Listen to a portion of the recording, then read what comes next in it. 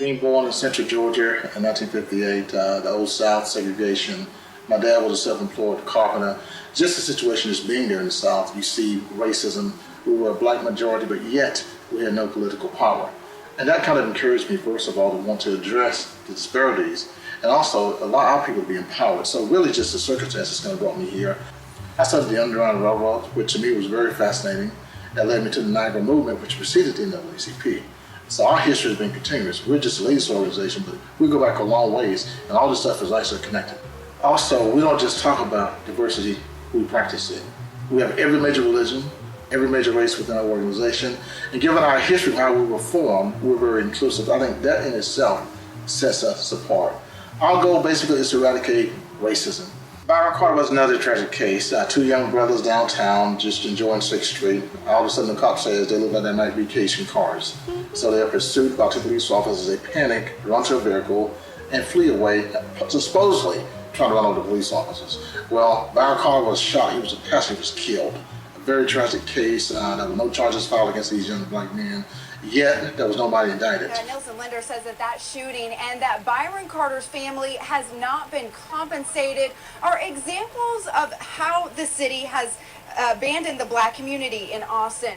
The good thing is, out of that case came the change in police pursuit policies. Now when you see a fleeing vehicle, your first choice is to get out the way, which is, to me, it's just common sense. But nobody was doing that. Of course, it's one thing to change a policy, but to practice policy is totally different. And so while they change the policies, we still question the actions based on the fact that there have been shootings based on moving vehicles since that period of time. But at least we altered the policy, which is a good thing. Finally, APD is changing its policy of moving vehicles. Officers are told if a vehicle is coming toward you, don't step in front of it to stop it. The more we protect human rights, the more we protect the Constitution, the more we strengthen our community. The chief announced the policy changes alongside the NAACP's Nelson Linder and Jim Harrington with the Civil Rights Project. Both activists called for a federal investigation into APD. Both seem satisfied with the chief's announcement. If the policy is being changed, hooray, hooray. In 2002, we had a shooting here with Sophia King right down the street. She was mentally ill. We addressed that case, and out of that case, even though it was very tragic, we had APD reform a policy on mental health. So now when there is a call involving mental health, there's a mental health officer on the scene. I think even though it was tragic, some folks don't remember that we transformed our whole policy on mental health. When officers respond to emotionally disturbed suspects, they'll treat it as a hotshot call. A crisis team will respond with 4 officers, a sergeant, and an EMS worker. So we address everything, not just police, economics, employment, and also education.